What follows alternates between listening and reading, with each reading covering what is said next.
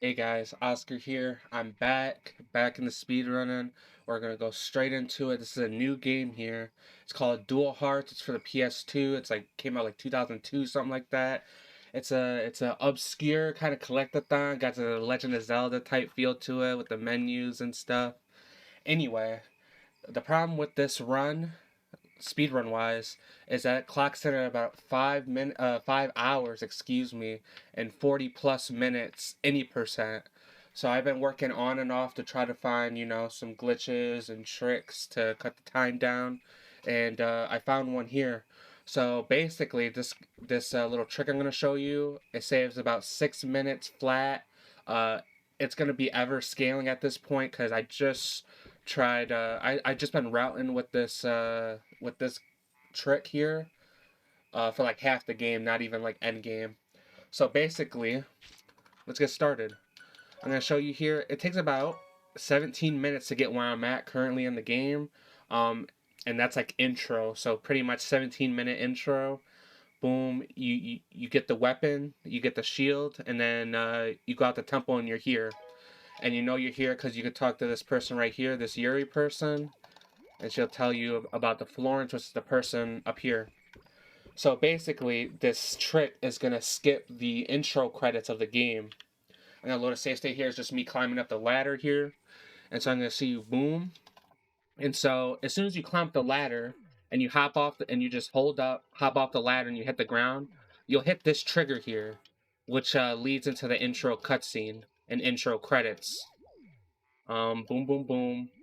And an important thing to note here, I'm gonna show you. Keep spamming. The trick skips all this, by the way. All this spam and etc. So I'm gonna show you. So the sun is gonna be rising. You can see it here. And now a big thing with this trick for me, trying to route it out, is like after you skip this with the trick, the trigger is still here. So you have to find a way to deal with that. So throughout the game, you have to hit the trick every time you want to go out this temple, and you go out this temple about 11, 12 times throughout the game. This is like the main temple you have to be in, and the continue with the game. And so you hear the music, blah blah blah. They're gonna walk in the field into the other area, and it's gonna trigger the intro credits. And I'll let it roll here so I can show you guys, and you can hear the music. Nice. And here it is right here, the intro.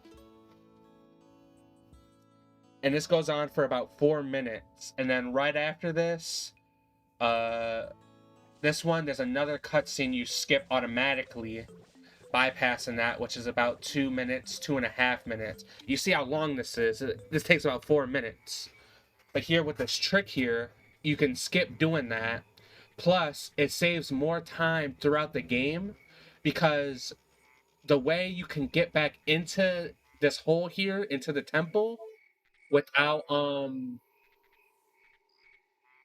without triggering it, is just you save and load. So boom, when you get up this ladder here, make sure you're all the way on the right side. The right side is the easiest side to do. And as soon as you hop off, you want to do the spin move. And this what the spin move allows is like it allows your hitbox to not hit the floor immediately, and it allows you more aerial maneuverability. Actually, uh, total aerial maneuverability, because you can't even move side to side, hopping off normally. And then you can jump around the trigger. So boom, as soon as you hop off, this is good. You go to if you're about like half here, boom, look how much space I have right there to hit the right side. So it just takes a little bit of muscle memory. Boom, that's still good. And boom, you pass it. Okay, I'm gonna create a save state here. So after this, you continue. You go to Florence, and you go to her dream, right? But when you come back here though, what's gonna happen is you're trying to come up, because you have to come back into this hole every time you get a key, and it's still there. The trigger's still there. Blah blah blah.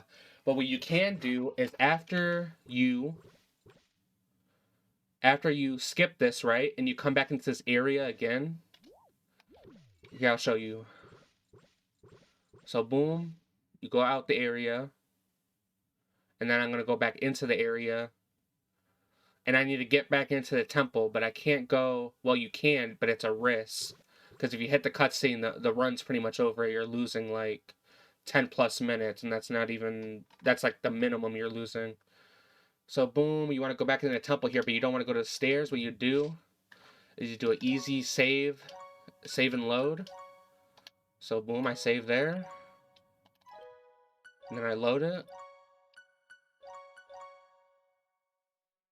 And you'll have a key at this point, and it'll bring you right back here, and you'll have the key, and you can go in the temple. But of course, the unfortunate thing is you'll have to go back up here and do the trick again. But since the right side is very forgiving, it's easy to do. Let's see if I can get it first try. Boom. There we go. Nice. Nice and easy, and then you can continue on with the game.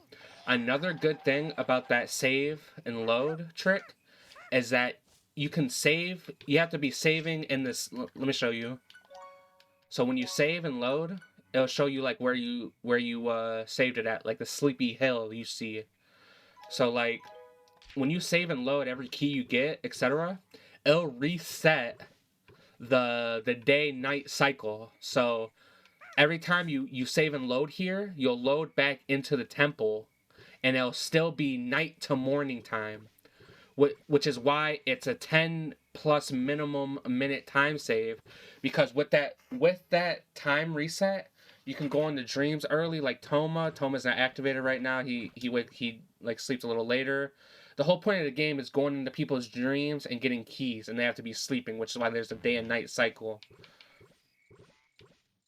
So yeah, I've been exploring with that. I wanted to get that out there. Maybe some more people are interested in routing the game. But yeah, it clocks in at a nice 5 hour time for any percent right now. Been exploring with this little trick here. Wanted to get it out. And yeah, it's going to save a lot of time.